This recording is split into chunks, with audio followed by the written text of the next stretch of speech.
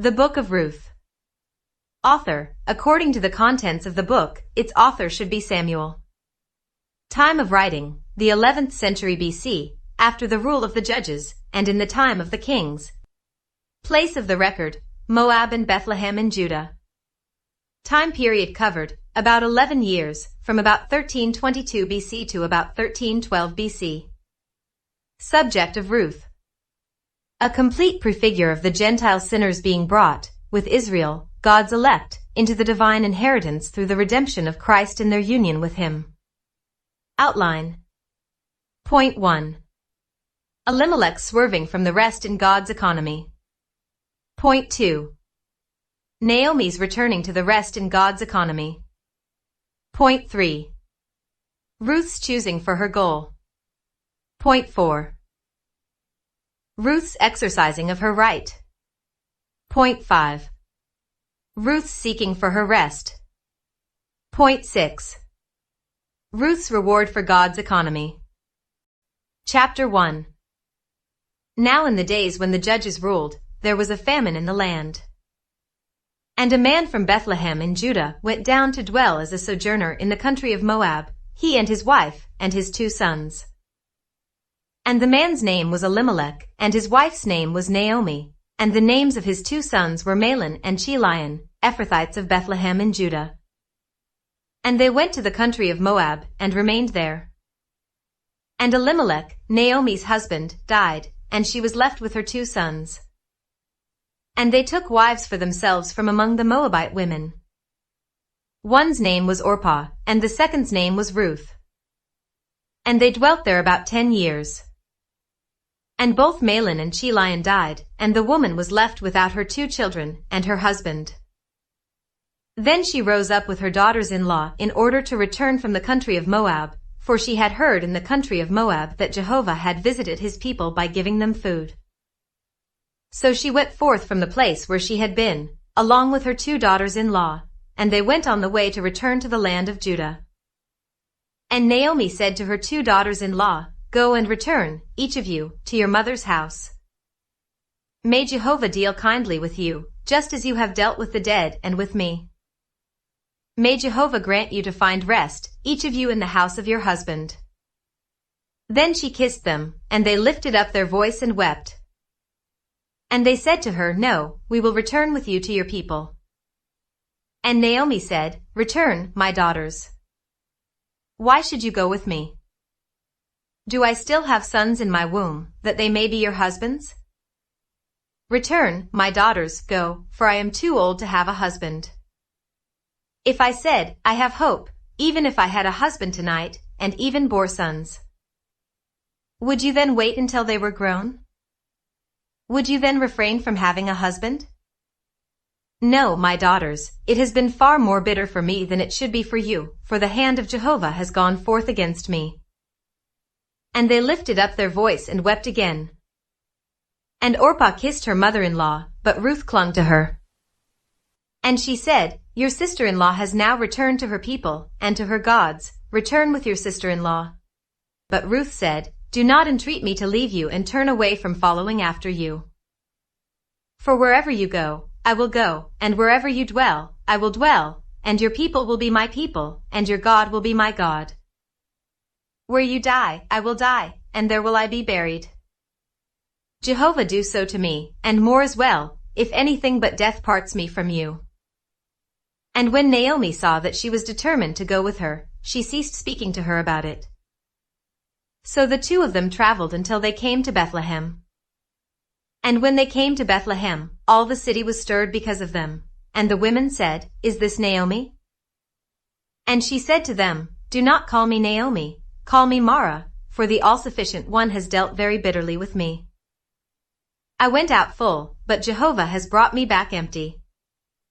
Why do you call me Naomi, when Jehovah has afflicted me, and the All-Sufficient One has dealt harshly with me? So Naomi returned, and Ruth the Moabitess, her daughter-in-law, with her, who returned from the country of Moab. And they came to Bethlehem at the beginning of the barley harvest.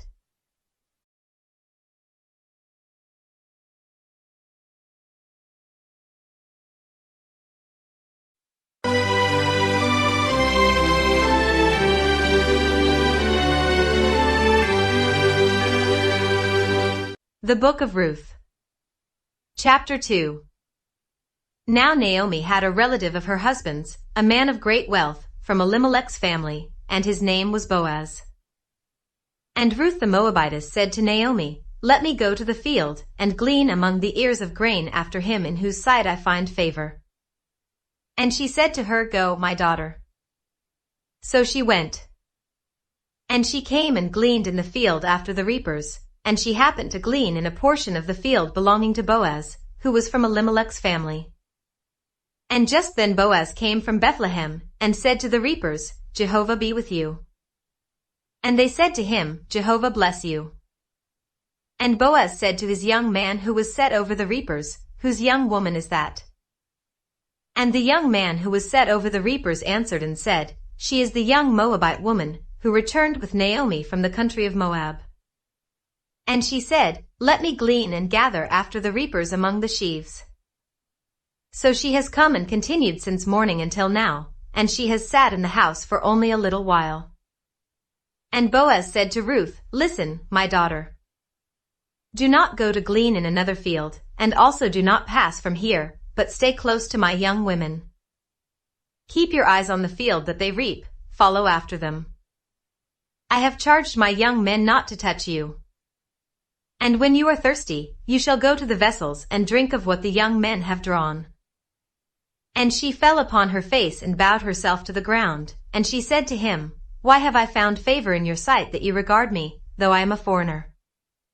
And Boaz answered and said to her, "All that you have done for your mother-in-law since the death of your husband has been fully told me, as well as how you left your father and mother and the land of your birth, and came to a people whom you did not know before. May Jehovah recompense your work, and may you have a full reward from Jehovah the God of Israel, under whose wings you have come to take refuge." And she said, "Let me find favor in your sight, my lord, for you have comforted me, and have spoken kindly to your servant girl, though I am not like even one of your servant girls." And Boaz said to her at mealtime, "Come here and eat some food, and dip your morsel in the vinegar." And she sat beside the reapers, and he extended some parched grain to her. And she ate and was satisfied, and she had some left. And when she rose up to glean, Boaz charged his young men, saying, "Let her glean even among the standing grain, and do not reproach her. And also pull out some from the bundles for her, and leave it for her to glean, and do not rebuke her." So she gleaned in the field until evening. And she beat out what she had gleaned, and it was about an ephah of barley. And she took it up and went into the city. And her mother-in-law saw what she had gleaned. Ruth also brought out and gave to her what she had left after she had been earlier satisfied. And her mother-in-law said to her, "Where did you glean today, and where did you work? Blessed be he who paid such attention to you." And she told her mother-in-law whom she had worked with and said, "The name of the man whom I worked with today is Boaz." And Naomi said to her daughter-in-law, "Blessed be he of Jehovah, whose loving kindness has not failed for the living and for the dead." And Naomi said to her, "The man is close to us, he is one of our kinsmen." And Ruth the Moabitess said, "He also said to me, You shall stay close by my young men who are with me until they have completed the whole harvest that I have." And Naomi said to Ruth, her daughter-in-law, "It is good, my daughter, that you go out with his young women, so that others do not meet you in any other field." So she stayed close to Boaz's young women, and gleaned until the end of the barley harvest and the wheat harvest, and she dwelt with her mother-in-law.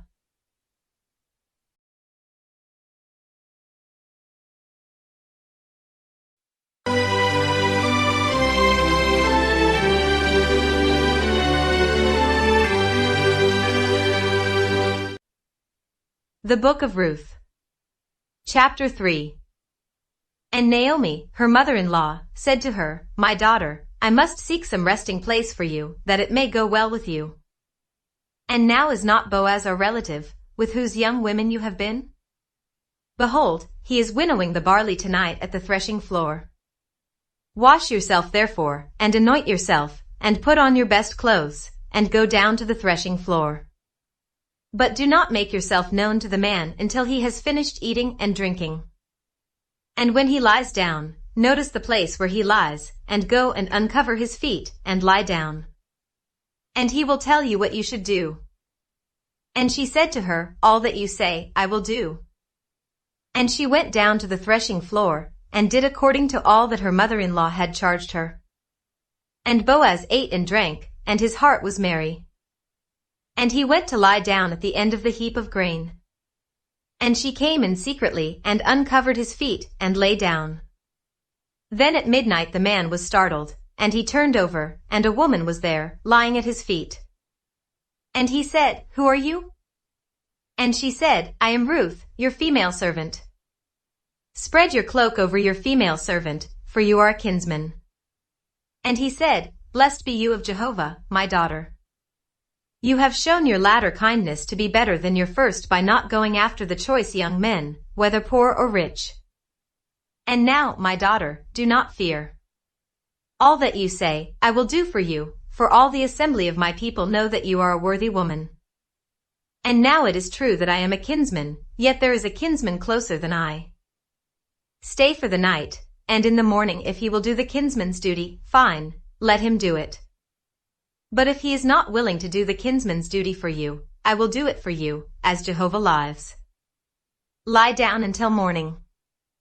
And she lay at his feet until morning, then rose up before one could recognize another, for he said, Do not let it be known that the woman came to the threshing floor. And he said, Bring the cloak that is on you, and hold it open. And she held it open, and he measured out 6 measures of barley, and laid it on her. And he went into the city. And when she came to her mother-in-law, she said, How are you, my daughter? And she told her all that the man had done for her. And she said, These 6 measures of barley he gave me, for he said, Do not go to your mother-in-law empty-handed. And she said, Stay here, my daughter, until you know how the matter will fall, for the man will not rest until he has concluded the matter today.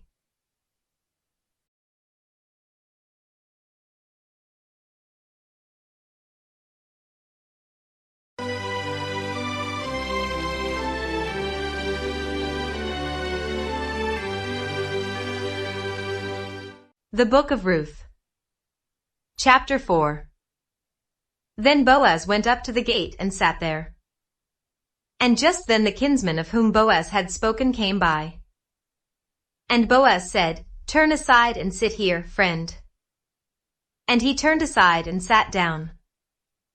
And he took 10 men from among the elders of the city and said, Sit here. And they sat down.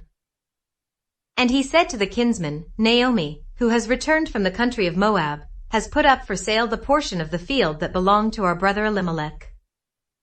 So I thought that I should disclose this to you and say, Buy it in the presence of those sitting here, and in the presence of the elders of my people. If you can redeem it, but if you cannot redeem it, tell me so that I will know, for there is no one to redeem it ahead of you, and I am after you. And he said, I will redeem it. Then Boaz said, On the day you buy the field from Naomi's hand, you must also acquire Ruth the Moabitess, the wife of the dead man, in order to raise up the dead man's name upon his inheritance. And the kinsman said, I cannot redeem it for myself, or else I will mar my own inheritance. You redeem for yourself what I should redeem, for I cannot redeem it. Now such was the custom formerly in Israel concerning redeeming and exchanging, that to establish any matter a man would draw off his sandal, and give it to his neighbor. This was the way of attesting it in Israel. So when the kinsman said to Boaz, Buy it for yourself, he drew off his sandal. And Boaz said to the elders and all the people, You are witnesses today, that I buy from Naomi's hand all that was Elimelech's, and all that was Chilion's and Mahlon's. Furthermore Ruth the Moabitess, the wife of Mahlon, I acquire as my own wife, so that I may raise up the dead man's name upon his inheritance, and the dead man's name may not be cut off from among his brothers, and from the gate of his place. You are witnesses today. And all the people who were in the gate, and the elders said, We are witnesses. May Jehovah make the woman who has come into your house like Rachel, and like Leah, the 2 who built the house of Israel. And prosper in Ephrathah, and gain a name in Bethlehem. And may your house be like the house of Perez, whom Tamar bore to Judah, through the seed that Jehovah gives you by this young woman. So Boaz took Ruth, and she became his wife, and he went in unto her, and Jehovah made her conceive, and she bore a son. And the women said to Naomi, Blessed be Jehovah, who has not left you today without a kinsman, and may his name be famous in Israel. And he will be to you as a restorer of life, and a sustainer in your old age, for your daughter-in-law, who loves you and is better to you than 7 sons, has borne him. And Naomi took the child and laid him on her bosom, and she became his nurse. And the women neighbors gave him a name, saying, A son has been born to Naomi, and they called his name Obed. He is the father of Jesse, the father of David. Now these are the generations of Perez. Perez begot Hezron. And Hezron begot Ram, and Ram begot Amminadab. And Amminadab begot Nahshon, and Nahshon begot Salmon. And Salmon begot Boaz, and Boaz begot Obed. And Obed begot Jesse, and Jesse begot David.